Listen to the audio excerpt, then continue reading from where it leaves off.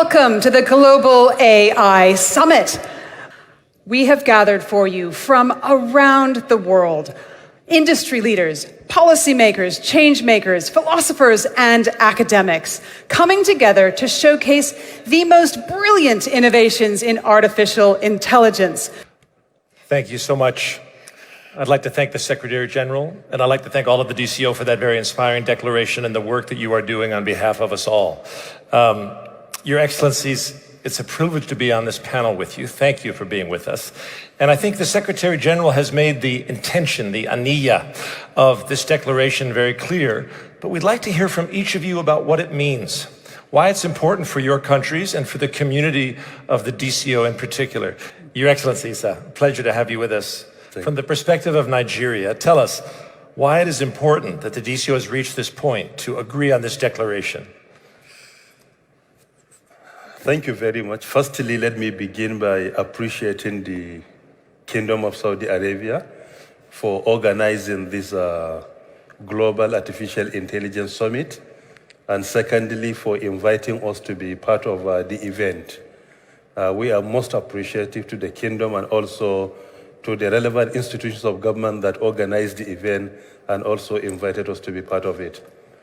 I will join my colleagues from Djibouti and also from Jordan, that firstly, this declaration, which is more for an action, is very dear to me because in Nigeria and particularly at the Ministry of Communications and Digital Economy, we value action. And we are always impressed by action, not by strategy formulation. So because of this, if you develop a strategy without implementation, I cannot be intimidated by that. But what we admire most is when you kickstart the implementation. So by beginning the implementation, you are 50% done. It is because of this I admire this declaration, because it's a declaration for action. Secondly, if you look at the 7 pillars of a digital cooperation organization, this initiative on artificial intelligence, you will discover they are in total alignment with the 8 pillars of national digital economy policy and strategy for a digital Nigeria. Here you have 7 pillars, there we have 8 pillars. Number 1 is developmental regulation. Number 2, digital skills. Number 3, solid infrastructure. Number 4, service infrastructure.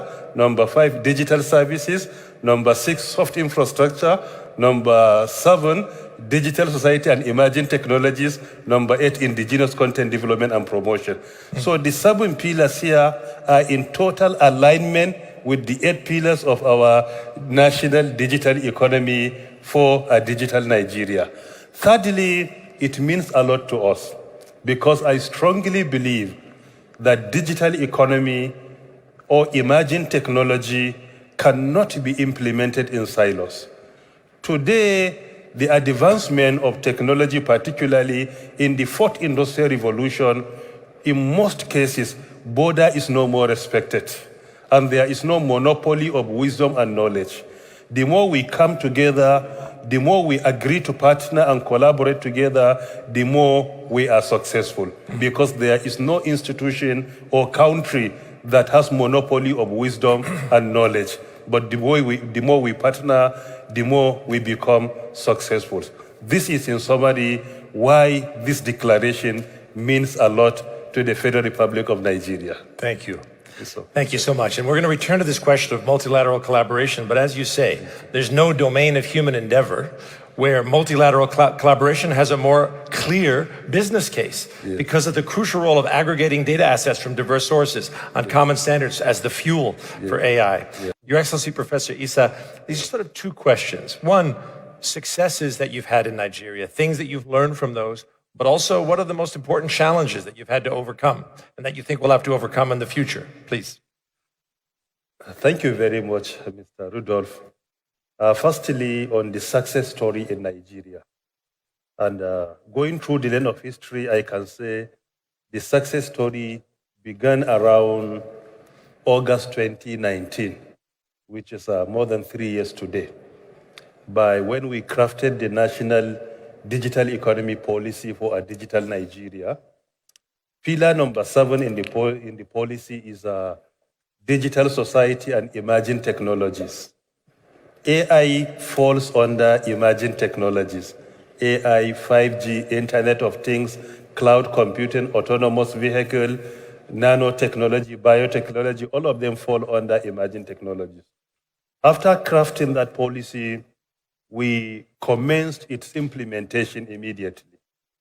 Parts of the implementation of that policy, we established what we call National Center for Artificial Intelligence and Robotics.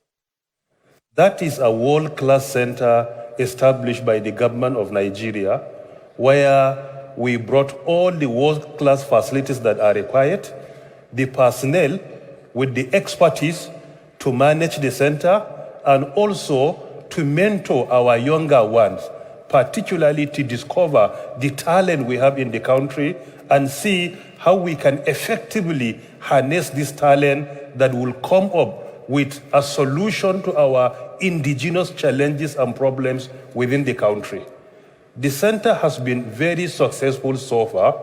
Part of the events organized by the center, for example, only last week, the center concluded a form of training for our children, usually at primary and secondary level. We call the program Catch Them Young, meaning we challenge our children, our young innovators, starting from primary school, to think of any complex problem in our society and to come up with a solution that will address that complex problem through artificial intelligence.